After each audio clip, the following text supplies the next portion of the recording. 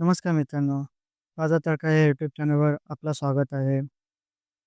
आज आपण पाहणार आहोत भारताच्या शेअर मार्केटमधल्या सगळ्यात महत्त्वाच्या कंपन्यांचे अपडेट.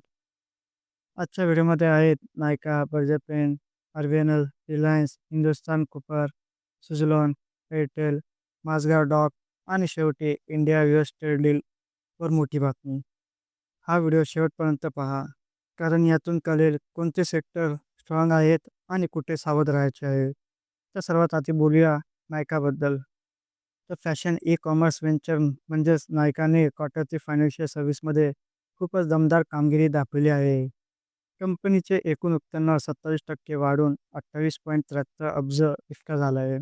आणि सर्वात मोठी हायलाईट बातमी म्हणजे नेट प्रॉफिटमध्ये 157% ची वाढ. क्वार्टर 3 फायनान्शियल सर्व्हिसमध्ये कंपनीचा नफा 677.40 कोटी इतका झाला आहे, जो मागील वर्षाच्या तुलनेत प्रचंड जंप आहे.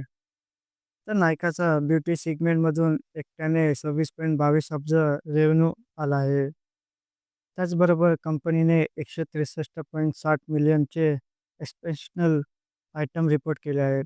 हे खर्च नव्या लेबर कोड कंप्लायन्समुळे झाले आहेत.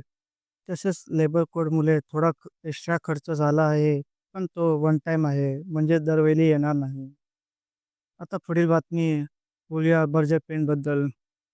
सध्या पेनची डिमांड वाढत असल्या कारणाने कंपनीने 8.5 इतका ग्रोथ दाखवला आहे.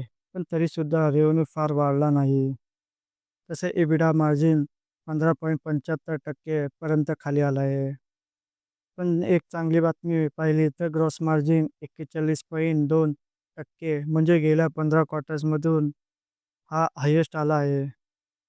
तसंच लेबर कोडमुळे 50 कोटी खर्च आला म्हणून प्रॉफिट थोडा कमी दिसतो. आता पुढील बातमी आर-बी-एन-एल हा रेल्वे प्रोजेक्ट करणारा पी-एस-यू स्टॉक आहे. त्याचा क्वार्टर 3 रिपोर्ट पाहिला तर प्रॉफिट 324 कोटी आणि रेव्हेन्यू 4,684 कोटी इतका आला आहे. तसेच कंपनीने डिव्हिडंडसुद्धा दिला आहे, ₹1 प्रति शेअर.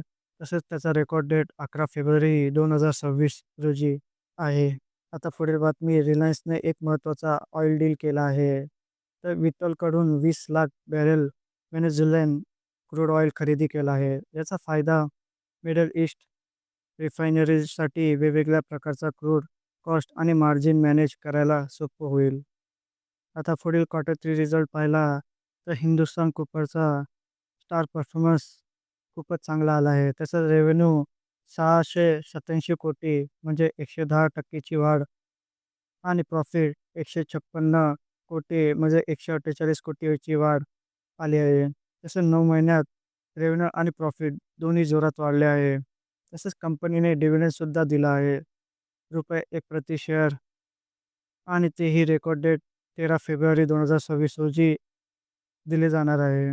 तसेच कूपर कंपनीला EV आणि इन्फ्रास्ट्रक्चरमुळे खूप फायदा होत आहे. तर पुढील बातमी सुझलॉनची कमबॅक स्टोरी आणि मजबूत होत आहे.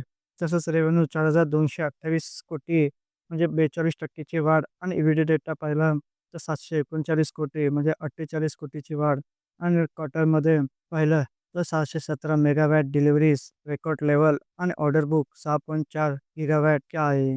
तसे एक महत्त्वाची गोष्ट म्हणजे सुझलॉन 2.0 स्ट्रॅटेजी म्हणजे complete clean energy solution provide करते.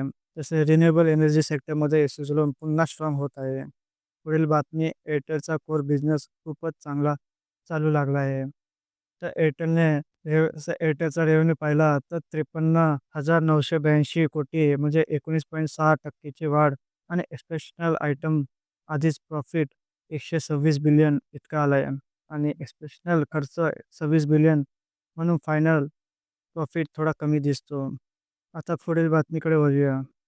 तर माझगाव डॉक तर त्याचा रेव्हेन्यू पाहिला तर प्रॉफिटमध्ये आहे आणि EBITDA पाहिला तर 8.9 बिलियन इतका आला आहे. म्हणजे मार्जिन थोडा कमी आला आहे आणि खर्च वाढले आहे. कंपनीने ₹7.05 प्रति शेअर डिव्हिडंड दिला आहे. आता शेवटची आणि मोठी बातमी म्हणजे इंडिया यूएस ट्रेड डील. हा डील 30 ते 45 दिवसात फायनल होऊ शकतो. मार्चमध्ये सायनिंग एक्स्पेक्टेड केला जात आहे. त्याचा फायदा कुणाला होणार आहे तर IT, pharma, manufacturing, export companies, long term Indian economy या कंपन्यांना होणार आहे. तसे हा डील फ्युचरसाठी गेम चेंजर ठरू शकतो. तसेच ही बातमी रिपोर्टच्या माध्यमातून दिलेली आहे.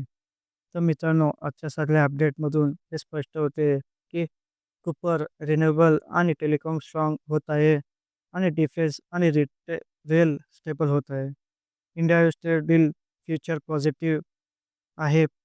जर तुम्हाला असा सिंपल आणि एक्सप्लेन करणारा मार्केट कंटेंट आवडत असेल, तर लाईक करा, शेअर करा आणि चॅनलला सबस्क्राईब करा आणि कमेंटमध्ये सांगा.